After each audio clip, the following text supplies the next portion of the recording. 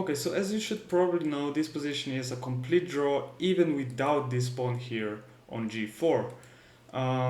But I actually managed to lose this game in over the boards tournament, so I just wanted to show you how to draw these kinds of positions so you don't lose them like I did, because it's not a great feeling. So here I was actually just confident that I was going to win, I mean draw this game. So I just played rook here, and he decided to give me a check from behind. And here it's actually an important moment. I had like 20 minutes on the clock, but I just didn't think enough for this move, and I just played king to f5. Now, the easiest way to draw here is to play king to h5, of course, and he has no way of moving forward. You know, if he plays f3, we can just take this pawn, and it's a complete draw here. If he plays h3, we can give him a check and take this pawn, and again, it's a complete draw. And he can't do anything else. I mean, he can check us, but that's nothing. But as I said, I decided to go to f5, completely missing that he can play king to h4.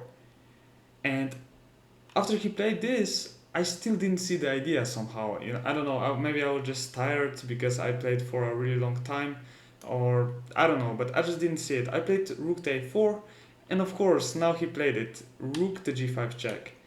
And if I go up, he's just gonna take this guy, and I'm gonna lose my rook. So I have to go down, and now of course he just wins the pawn, which I could have, you know, prevented from happening. I mean, it's still a draw, but it's going to be more difficult now than it was before. So here I just moved my rook, of course. He moved with the king, I played this, and I just moved to g5 with my king. Now, what's important here is that now it doesn't really matter where your king is. He's going to move forward with his pawns anyway, and the only thing you want to do is you want to make his job of doing that a bit harder, you know, by giving some checks from the side or giving some checks from behind. So okay, here he played a rook check, pushing me back. He finally moved with his pawns, and I decided to give him a bit of a hard time by, you know, attacking this pawn so the king can't move to f4, for example. He played king to g4 here, so I gave him a check and went back. He repeated, I repeated, and he gave me a check here. Now I didn't want to go here and trying to, I don't know, take this pawn or something, because I wasn't sure. I didn't want to be cut off, you know, with my king from this pawn, and he of course also has some threats like this here. So I just played king to g7 here. He played king to g5. I gave him a check. We continued for a couple of moves like this. It's a bit hard for white also to improve this position, but I mean, yeah, slowly but surely he did, and we came into this position. He basically got his rook behind the pawn here, and he's gonna push the pawn forward.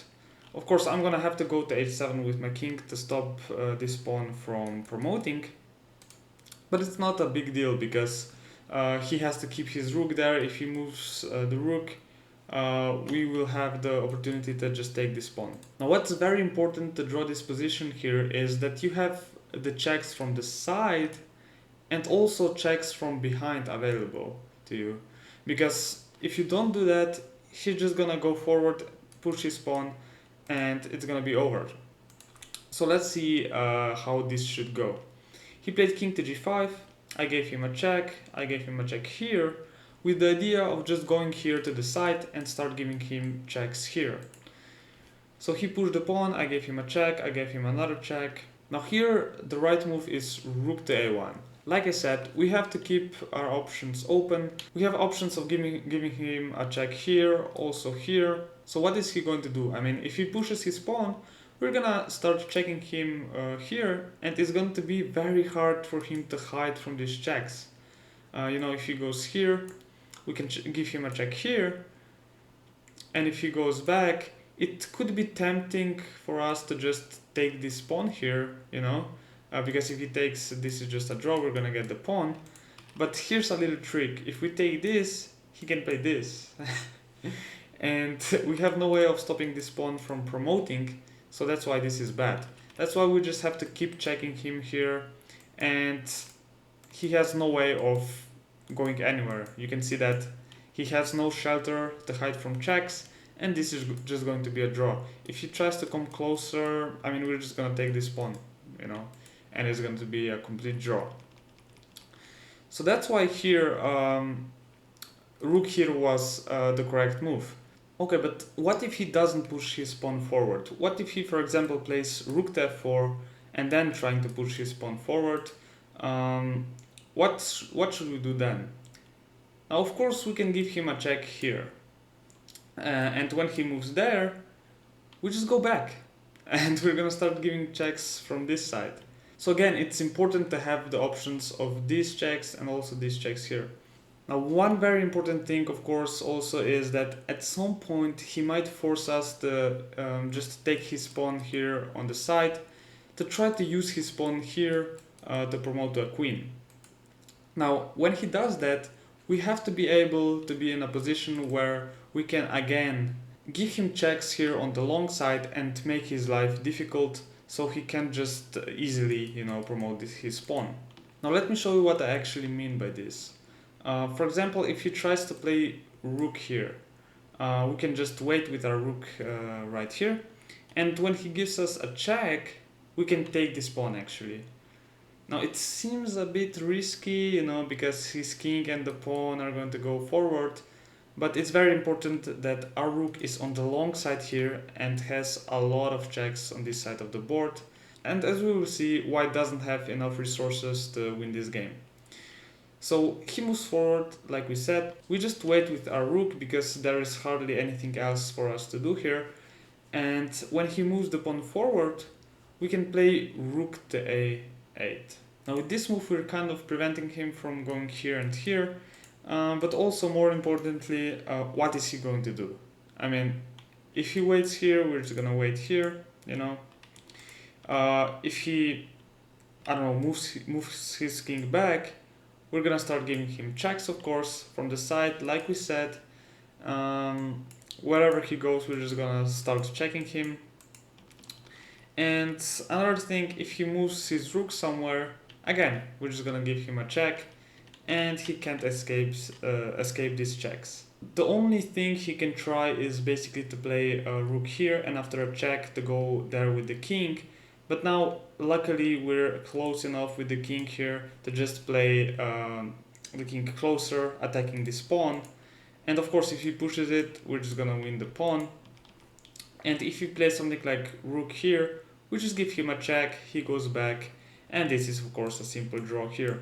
So yeah, guys, even if he forces us to take his pawn here on the h-file, cutting our king off, it's still going to be a draw because we have the long side here with the rook just being annoying with the checks, Now, instead of playing rook to a1, like we said was correct, in the game I actually played rook to a7, which is just losing now because we're gonna be too slow to stop his plans. He can just play rook to e4 here, and what are we going to do? I mean, if you try to go rook to a1 now, we're just too slow because he can give us a check. After we go back, he can just play f6 now because he's too fast. I mean, we can start giving him checks, of course, but he's just gonna go closer here, and at some point he's gonna just move his pawn and win the game like this. So that's why this wasn't great, of course. And if we don't move our rook here to a1, if we just stay here, he's gonna play rook to e5, and the next moves are f6 and rook here, check, and we're just gonna lose the game. So that's why you have to be a little bit careful here. It's not really crucial when he has his pawns here at the start, but now that we are here on the 7th rank, we should be a bit more careful and play moves like rook to a1, keeping our options of checks open, not letting him to, advance even further with the pawns. Also, one more thing, of course, we're always threatening to just exchange rooks here, because this ending is just a draw. So even though I found the correct plan to draw this game, uh, just checking him from the side, I wasn't concentrated enough to make the crucial move in a crucial situation, and just played too passively with my rook, allowing him to make progress with his pawns, which was my fatal mistake. So guys, remember, two most important things in this endgame are that you keep your options open, from checks from the behind and also from the side. And the second most important thing is that when he forces you to take this pawn on the h file, you just have to be able to give him these annoying checks from the side, as we saw before. But please don't assume that after watching this video now you know how to actually draw this position. Please try it against the computer a couple of times, because that's the only way you will really learn, drawing this position. So guys, if you like this video, please drop a like, subscribe, and I'll see you guys in the next video.